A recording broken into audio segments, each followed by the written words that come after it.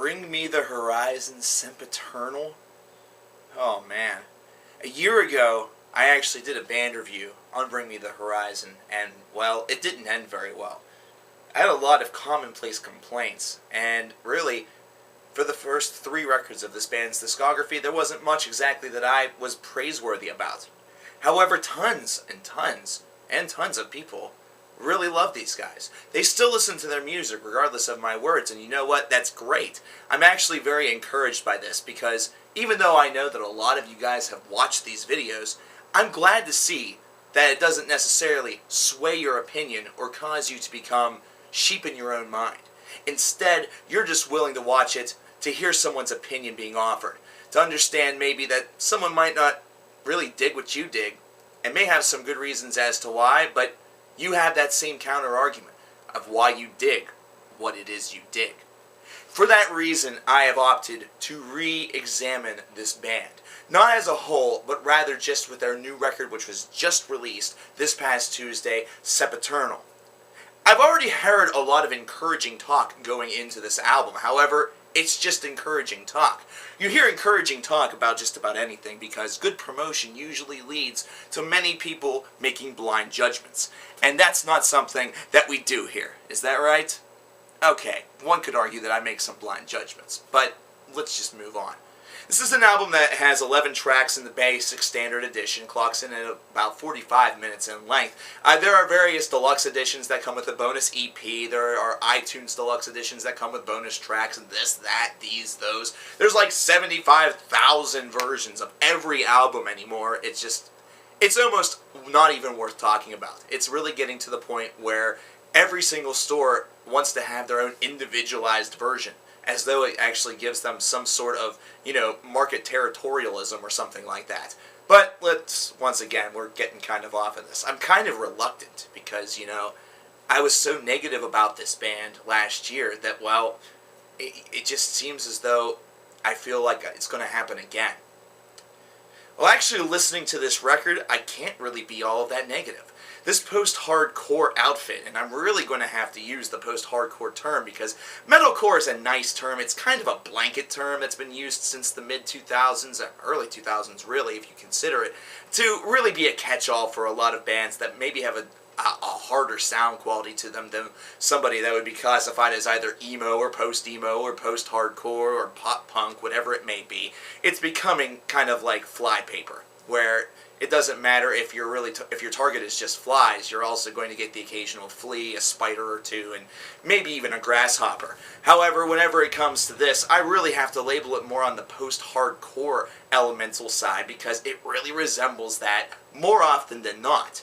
This is definitely a very, very heavy release. It's not heavy to the point of death metal. However, whenever you consider what many people find to be, appealing these days, excluding the deathcore fans, this is certainly something that's going to be really ramped up in the heaviness for them.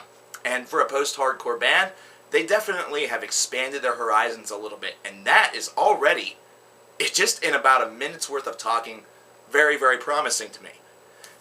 From what I read, and it was actually mirrored by what I listened to, they definitely took a lot of different influences in the writing of this album. They took some influence in some pop music, they took some influence in some electronic music.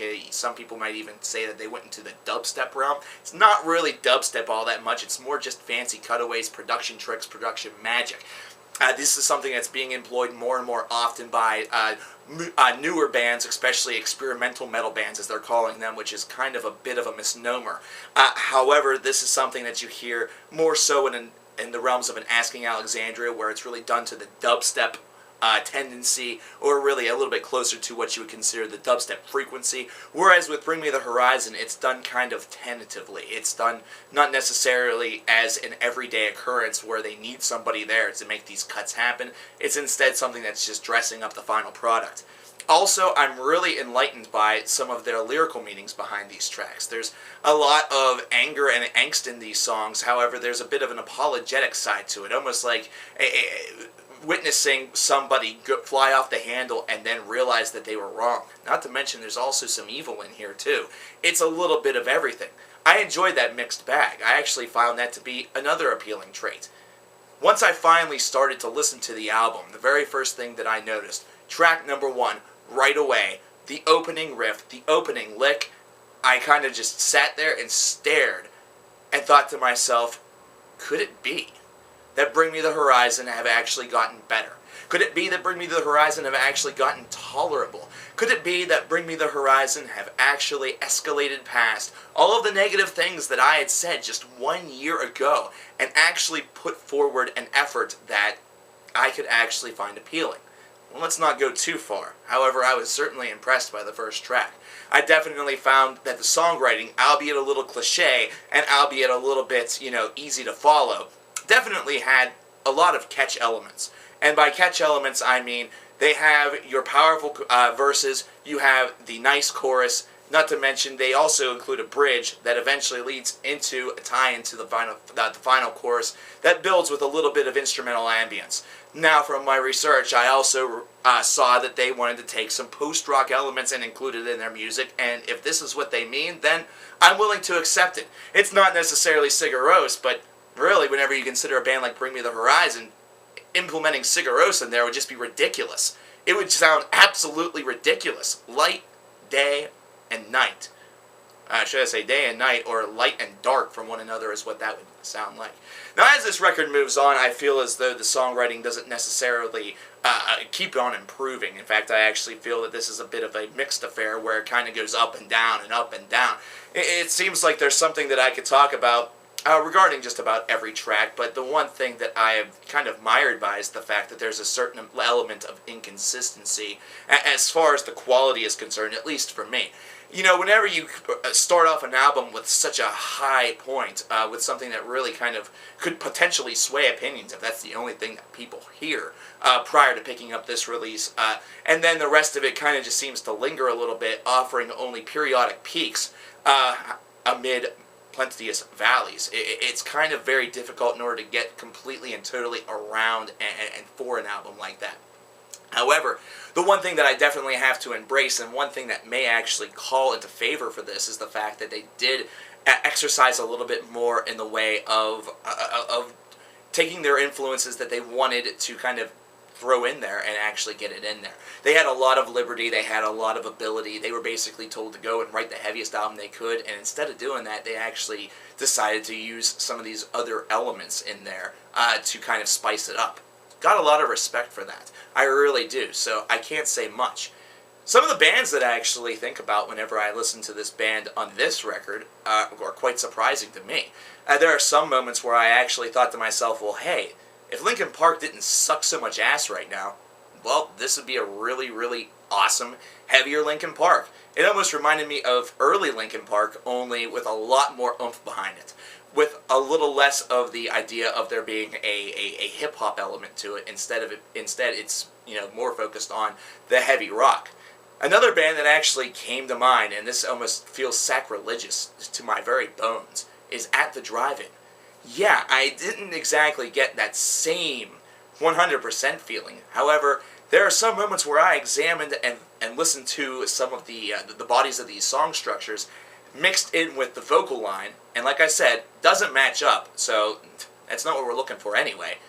But I got little glimmers of it. I got little feels of it. I got them feels, man. I got them feels. And sometimes that's all it really takes. Bar none, throughout this entire journey, there is probably a lot more that I enjoyed than I didn't enjoy. And for me, that is a dramatic change over 1 year. It's very similar to whenever I listened to House of Golden Bones Part 1 by Stone Sour, which I'll be reviewing Part 2 very soon. I went in there not really expecting too much. I, in fact, went in there expecting to be, relatively disappointed, considering all of the hate I've given Slipknot over the years. And really, I was no big fan of Stone Sour's earlier work either. However, that album truly surprised me, and really, it restored a lot of hope for me in Corey Taylor's ability to deliver one hell of a concept record over 2 parts. With Bring Me the Horizon, their very first 3 albums really didn't offer very much to me. It felt very generic, it felt like just part of a scene, and it didn't really seem like this band was going to be going anywhere. However, it wouldn't matter because so many people loved them that there'd be no reason for them to change. Instead, 1 short year later, on their very next album, no less, they changed. They actually improved the songwriting. They actually drew in elements from various new levels and new genres of music, and were able to implement them into their music very well. Now, does this mean that I'm all of a sudden sold on Bring Me the Horizon and they're now going to become my new favorite band? Absolutely not. This record to me still is mired with a couple of different flaws. I mentioned the inconsistency earlier, and that's probably my biggest complaint. It still seems to me like there's a little bit of tweaking that has to occur. I'm already getting hate. There's a little bit of tweaking that still needs to occur in order for me to be fully satisfied, but they're not aiming to satisfy me. Come on, I'm just one guy. They're instead aiming to satisfy themselves, and to them, the fact that they're able to do a lot more with their music now with the major label deal is definitely something that's going to bring fierce satisfaction to them. I would like to hear a little bit more consistency. I really liked the first track and the way in which it flowed. I really liked some of the tracks directly in the middle. I like the fact that for the most part, this album flows very consistently and very nicely. Like I said, there's a couple valleys that are quickly rebounded by a peak. However, it's just something where I would like to see a full mountain range of peaks as opposed to something that looks like, Bart Simpson's hair on The Simpsons. So at any rate, Bring Me the Horizon's Sempiternal, I gotta say, I'm really shocked by this one. This is one I didn't expect to like at all. In fact, I expected that the minute that I turned this on that I was going to be extremely disappointed. And, well, lo and behold, I was surprised. Yeah, some of the qualities that annoy me about this band are still present, but there's a lot of improvement here. There's a lot of things that actually could turn me if they really were to continue in this direction. There's a lot of things that don't make me regret what I said last year, but instead make me realize that, well, that's just one corner of their career. What happens afterwards, it's up to them. So I have to say, this is an album I'm going to have to give a 7.5 out of 10 to, which definitely beat the over-under that I had programmed for it of, a 3. It beats it by more than half of that. It doubled it. And almost, went further.